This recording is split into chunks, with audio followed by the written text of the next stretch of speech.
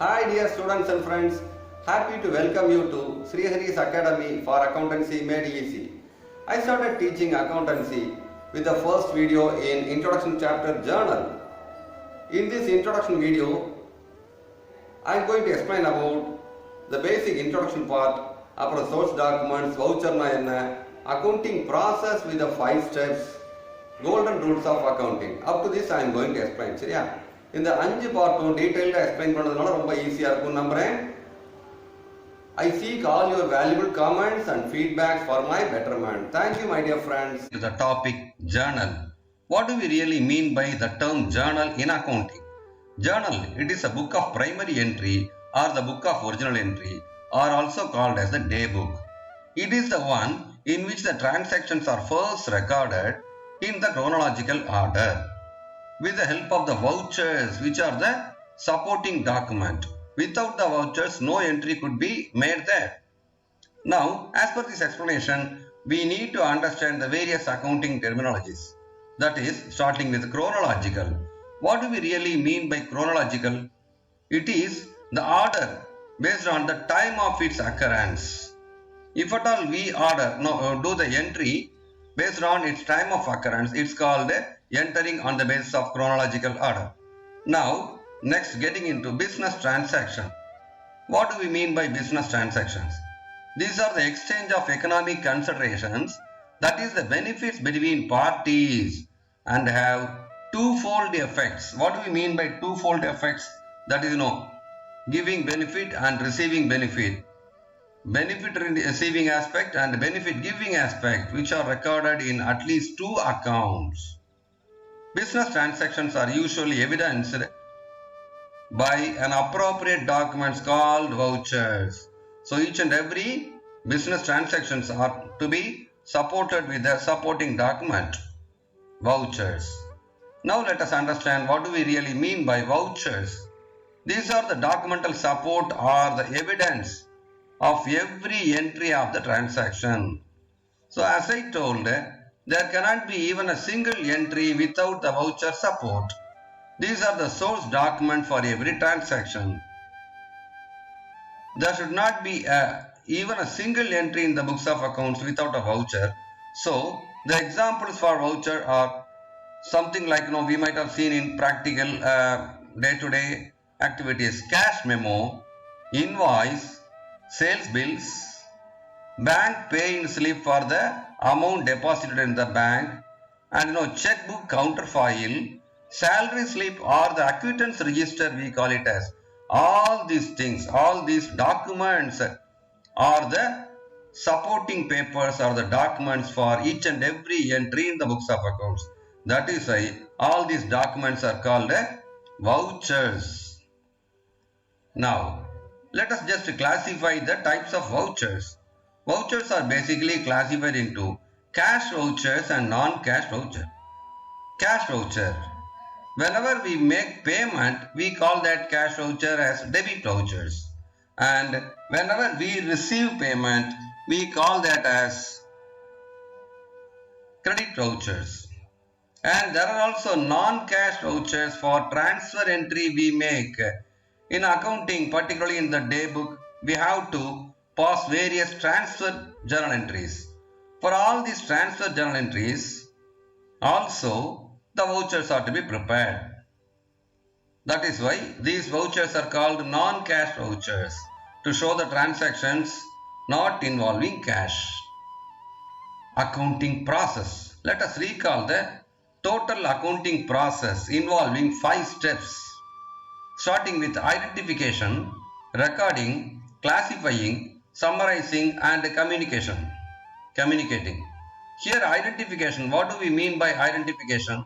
In each and every transaction, there are twofold effects, right? Benefit giving aspect and benefit receiving aspect.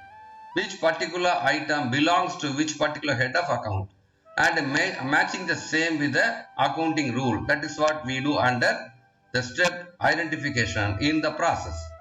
Recording. All the transactions are recorded in the journal book or day book, as we have discussed. And classifying. In the journal book or day book, we record all the transactions based on the chronological order irrespective of the head of accounts.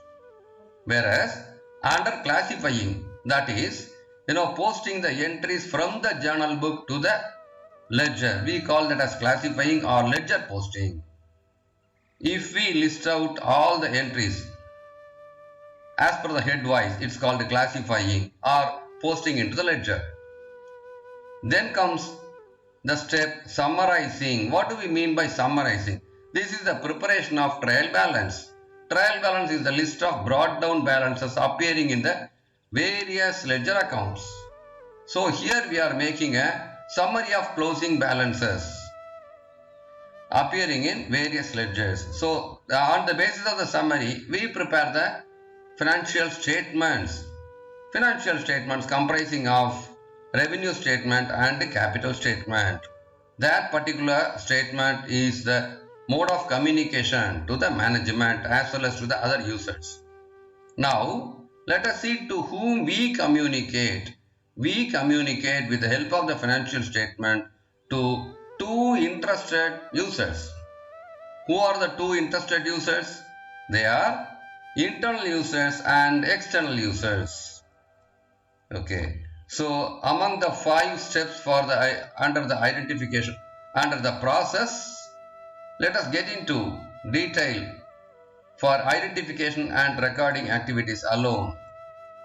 Now, under the recording stage, under the recording of transactions, we record the transactions in the book of journal as per 2 different approaches. What are they? First one, traditional approach by making use of golden accounting rules, golden rules of accounting. And the second method is accounting equation method. Now let us get into the golden rules of accounting approach. Yes, this is the one we have been learning for years together. Types of accounts as per the traditional approach, that is golden rules of accounting. Here, the accounts are basically classified into 2, that is personal account and impersonal account. Personal account comprising of natural persons like you and me, artificial persons like the organizations, entities, and also the representative personal account. This we will study in detail, in the special journal entries. Impersonal account. This is further classified into real account and nominal account. Real account, what do we mean by real account? All the tangible items, that is, the properties are all classified under real account items. Nominal account item, namesake, nominal. So incomes, expenses. Here we can even say the items which do not fall either under personal account or real account are all kept under this nominal account. We can even say like that. So personal account, real account, nominal account. So somehow or the other, each and every transactions are to be classified into 2 parts. Those 2 parts will fall under any of these 3 headings or accounts. Telling once again, if we classify, if we analyze a transaction, there would be definitely 2 parts. That's what we meant as twofold benefits, twofold aspects. That is, benefit giving aspect and benefit receiving aspect.